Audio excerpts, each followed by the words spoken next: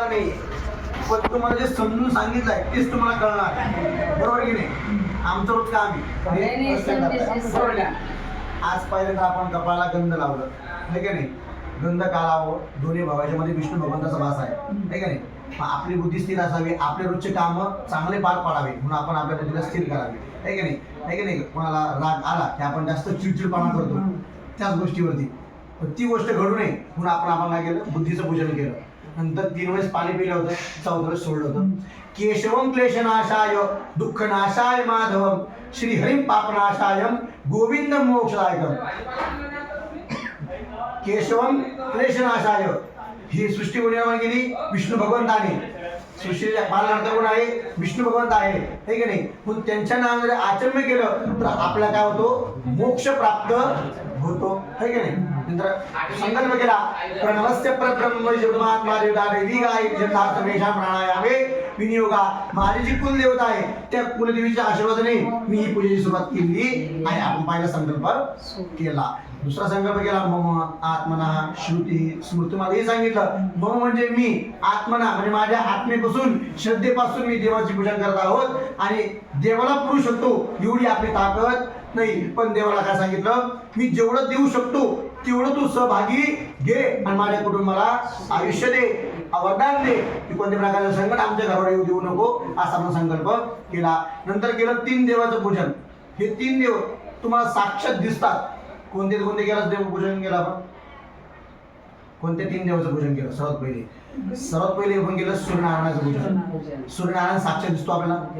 दिवा म्हणजे अग्निनारायणाचं पूजन केलं, अग्निनारायण साक्षात दिसते. नंतर आपण केलं भूमीचं पूजन, की तुम्हाला म्हणलो आपण ज्या भूमीवरती बसतो तिचं आपण पूजन करून आपण सगळं कार्याला केली.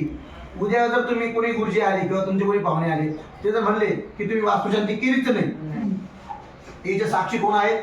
सूर्यनारायण, अग्निनारायण आणि दीपनारायण. यांना माहिती तुम्ही केली म्हणून दुसऱ्याची प्रत्येक गोष्ट ऐकायची की कोर्टामध्ये काय लागतं? सबूत लागतं, आहे की नाही? नंतर आपण पुढे बघू. म्हणून सर्व पहिले आपलं ह्या कार्याचं कोण सबूत आहे? या 3 साक्षीचं पूजन केलं आहे. नंतर आपण केलं गणपती पूजन. विघ्नहर्ता कोण आहे? गणपती महाराज आहे. त्यांच्या ठिकाणी आपण पूजन केलं आहे. त्यांचं पूजन केलं, अभिषेक केला, प्रतिमेचं पूजन केलं, वास्तू प्रतिमेचं पूजन केलं, त्यांची आरती आपण केली. नंतर केलं कलशाचं पूजन. कलश तुमच्या कपाळाला किती वेळेस लावला? त्या कपाळाला दीर्घा नागान योगी रे स्त्री विष्णू मनामिज. तर या जगामध्ये दीर्घ आयुष्य मनुष्याला आहे का? नाही. आपलं कधी आलं तर जाणं तर भागच आहे, काय की नाही? पण अशा 3 गोष्टी आहेत तर त्यांना मरण नाही. कोणते? नदी, नाग आणि पर्वत. याला मरण सांगितलेलं नाही. नागाला तुम्ही मारताल तरच नाग मरण. त्याला 1000 वर्ष देवाने वरदान दिलेलं आहे. मग नाग कोणाच्या गळ्यामध्ये आहे? बघा तिकडे फोटो मध्ये आहे की नाही? म्हणून त्याला काय 1000 वर्ष आयुष्य आहे.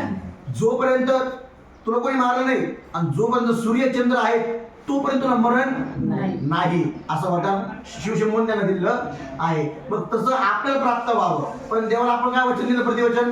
आम्हाला एवढं आयुष्य नकोय, आम्हाला अपेक्षा पण नाही, आहे की नाही? पण आम्हाला आयुष्य कसं दे तू? सुख आणि समृद्धी दे. आज तुम्हाला देव प्रसन्न झाले आणि मन काय लागत तुम्हाला सांगा? तुम्ही म्हणजे मला 500 वर्ष आयुष्य लागतं आणि देवाने दिलंही तुम्हाला, पण एखाद्याला 500 वर्ष आयुष्य दिलं आहे, त्याला काही दुखणं झालेलं आहे आणि तो झोपून आहे, ते आयुष्य काही कामाचं का आपल्या? नाही. देवाला काय सांगितलं? तू जेवढं आयुष्य दिलं तेवढंच मला लागतं, पण सुखाने दे, समृद्धीने दे. आज कुठलाही आमचा आनंद दिवस जाऊ दे, सुखाने दिवस जाऊ दे. कोणत्याची किरकिर नको, कोणाची भांडणं नको, आम्हाला कोणत्या परिवारामध्ये दुखणं नको, आहे का नाही? एक वेळेस जेवायला नसलं झालं पण दुखणं नको, ते खूप डेंजर आहे. त्याच्यामुळे देवा सगळं तू जेवढं आयुष्य तेवढंच आम्हाला लागतं. म्हणतो तो कळश तुमच्या कपाला लावला. नंतर त्याच कलशाने आपण 5 आशीर्वाद मागितले. कोणते? पुण्याहम, कल्याणम, रिद्धिम, स्वस्ती आणि श्री. पहिला आशीर्वाद मागितला पुण्याहम. पुण्याहम म्हणजे काय? तर एखाद्याला मदत केली तर तो आपल्या परत मदत करतो, आहे की नाही? तुम्हाला येऊ म्हणून का आता हे जरा तुम्ही वास्तू शांती करताय, तुम्हाला आनंद 10,000 रुपये कोणी म्हणून का? नाही. जर तुम्ही एखाद्याला मदत केली असेल तर तो तर एक वेळेस तुम्हाला म्हणेल. पण देवाचं पण तसं आहे. देव काय म्हणतो? पहिले तुम्ही पुण्य करा, नंतर मी काय करीन? कल्याण करीन. पण पहिला आशीर्वाद काय मागितला आहे? पुण्याहम. दुसरा मागितला कल्याणम. स्वस्ती म्हणजे घरामध्ये या कुटुंबामध्ये जेवढे जण असतात राहतात त्यांना निरोगी आयुष्य तू दे. शेवटला मागितलं श्री ही, कोणतंही काम पैशाशिवाय पूर्ण होत नाही. आज तुम्हाला देवाचीच पूजा करायला पैसा लागतोय, बरोबर की नाही? म्हणून पैशाशिवाय कोणत्याही प्रकारचे वेदना नाही. पण पैसा कोणत्या प्रकारचा दे? चलित लागतो का पैसा? आला पैसा, ठीक आहे, तो पैसा लागतो का आपला? नाही. तर आम्हाला गजवंत लक्ष्मी तू दे, म्हणजे तो पैसा आला की आमच्या घरामध्ये महिना दीड महिना राहायला पाहिजे, टिकला पाहिजे, नाही का नाही? अशा प्रकारची तू चांगली लक्ष्मी आम्हाला दे. असं आपण केलं पहिल्या सरावाची गणपती पुण्याह वाचन. फक्त गणपतीची पूजा करायची. 2 नंबरचा जोर मांडलाय तिथं आपल्या कुलदेवीचं पूजन आपण करणार आहोत. आपण गणपतीचं पूजन केलं, नंतर कुलदेवीचं पूजन करणार आहोत. आईशिवाय कोणतंही काम आपलं होत नाही. म्हणून ही पूजा करताना पहिले आपल्या कुलदेवीला आपण मान देणार आहोत. कुलदेवीचं पूजन झालं की नंतर सांगितलंय मुख्य मंडळ. बघा, प्रत्येक नवग्रहाच्या पुढं प्रत्येक फोटोला मुख्य हा शब्द दिलेला नाही. आपल्या घराचा वास्तू म्हणजे मुख्य मंडळ मात्र सांगितलं गेला आहे. तर आपण जे रंगीत तांदूळ मांडले ते काही शिव म्हणून मांडलेले नाही. सर्वात पहिले जो पिवळे तांदूळ मांडले, जुना वाडा वगैरे बघितला असेल बाबा, बरं का, जुना वाडा वगैरे बघितला असेल तर त्या सूर्याचा प्रकाश पिवळा आपल्या घरामध्ये यावा आणि आपलं चांगलं सकाळी उठल्यानंतर सूर्याचं दर्शन व्हावं म्हणून आपण ते पिवळे तांदूळ मांडले आहेत. त्यानंतर केशे तांदूळ मांडले आहेत, काय की नाही? तर घरामध्ये किती 72 खोडेबाण लावले. आयुष्य काय सांगतं, वास्तू कसा असावा तर 72 खोल्या बांधाव्यात. 72 खोल्या काय जगाच्या? एक धान्य ठेवायची खोली वेगळी, एक पैशाची खोली वेगळी, एक पोरांची खोली वेगळी, सावरसरीची खोली वेगळी. आता मुलाचं लग्न झाले तिकडे सावरसरी येतील, मग त्यांना राहण्याची सोय, त्यांची खोली वेगळी, पैशाची खोली वेगळी, आहे की नाही? असे प्रत्येक खोली वेगळी सांगितली आहे. पण काळ बदलत चालला, काळानुसार आपल्याला चालावं लागतं. पण आपल्या वास्तूमध्ये आपल्याला कोणत्या प्रकारची कमतरता नसून आपण त्या ठिकाणी मंडळ मांडला आहे. नंतर त्याच ठिकाणी हिरवे तांदूळ मांडले आहेत. बघा, आज ना चारी साईडने हिरवे तांदूळ आहेत. हिरवे का मांडले आहेत? आता घर तर आपण एवढं मोठं बांधले, मग घरामध्ये शुद्ध वातावरण होण्यासाठी आपल्याला चारही साईडला गार्डन करायला लावलं आहे. म्हणजे तुळशीची झाडं, आंब्याची झाडं, अशा ठिकाणी झाडं लावायला लावले आहे. ते झाडं लावल्यानंतर चारी बाजूला 3 बॉर्डर दिले आहेत, पांढरी, केशरी, काळी, आहे की नाही? मग ते झाडं लावल्यानंतर असे 3 बॉर्डर दिले. आपण नाही म्हणत का की काळा दोरा बांधला की नजर लागत नाही. आपल्याला शेवट कोणती भिंत बांधायची आहे? लोकांची वाईट नजर आपल्याकडे येऊ नये म्हणून काळी भिंत आपण शेवट बांधायची आहे. त्याला सांगितलं आहे वास्तू पुरुषाचं पूजन. आता शेवटलं बघा, नवग्रह मंडळ. जसे देव आहेत तसेच खाली मांडले आहे. एकसारखी कोणती आकृती नाही आहेत का? नाही. तुम्हाला फक्त 9 ग्रह माहिती, पण पूर्ण ग्रह किती आहे?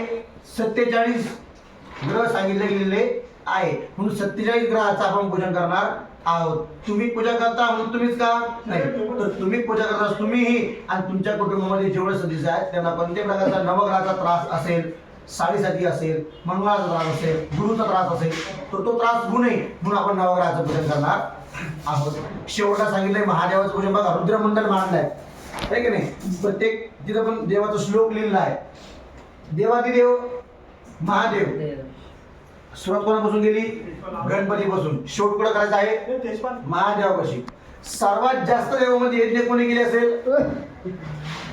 सर्वात जास्त दक्षपती राजा. म्हणजे ते कोण होते? पार्वतीचे वडील, महादेवाचे सासरे, बरोबर की नाही?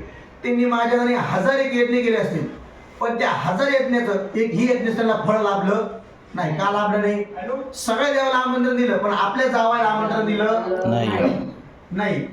मग पार्वती तिथे गेली, महादेव सांगितलं तू जाऊ नको, काहीतरी घोटाळा होईल. पार्वती ऐकते का? बायको ऐकते नवरेच कधी? ती गेली तिथं. गेल्यानंतर तिने बघितलं की सर्व देवाला, ज्या ज्या देवाला त्या त्या देवाचं स्थान दिलं आहे की नाही? म्हणजे ही सृष्टीची निर्माण केली कोण? माझे पती कोण? शिवशंभू. त्याला स्थान दिलेलं, स्वतःच्या जावायलाच आमंत्रण नाही. मग त्यावेळेस सती माताने त्या यज्ञकुंडामध्ये आहुती दिली आणि स्वतःला भस्म करून घेतलं आणि त्या यज्ञाचा विध्वंस केला, मुलीने बापाला श्राप दिला की तुम्ही जेवढी यज्ञ केले असेल त्याचा एकही यज्ञ तुम्हाला फळ लाभणार नाही. कस काय लाभ? जावाला आमंत्रण दिलं नाही, पोरगी नाराज झाली आहे की नाही. म्हणून त्या ठिकाणी ब्रह्मा विष्णू महेश यांनी काय सांगितलं आहे की ज्याही ठिकाणी यज्ञ होम असेल तर शेवटला महादेवाची पूजन करावी, आणि जर केलं नाही तर यज्ञाचं तुम्हाला फळ लाभणार नाही. म्हणून ही प्रथा सांगितली गेलेली आहे. तुम्हाला ग्रह पूर्ण कळाले, मंडल कळाले. हा, आता वास्तुशांती का करावी हा सर्वात मोठा प्रश्न. वास्तू कसा आहे बघा, त्रिकोणी मांडला आहे, पाय इकडे आहे, डोकं कुठं आहे, ईशान्याला आहे की नाही. वास्तू हा कोण आहे माहिती का? कोणापासून उत्पन्न झाला आहे? तर महादेवाच्या घामापासून उत्पन्न झालेला वास्तू पुरुष आहे. त्याच्यामध्ये इतकी शक्ती होती की विष्णू भगवंतही त्याला आवरू शकत नव्हते. आता विष्णू भगवंताची काय कमी शक्ती आहे का नाही. मग त्याचा फक्त एकच नियम असायचा, काय? तो सकाळी उठला, स्नान संध्या केली, महादेवाजवळ जायचा आणि साष्टांग नमस्कार करायचा, म्हणजे झोपून नमस्कार करायचा. आणि झोपून नमस्कार करत असताना त्याची जशी जशी वाढ होत चालली, जशी असेल जशी जशी त्या वास्तुपुरुषाची वाढ होत चालली तशी तशी त्याची भूक वाढत चालली.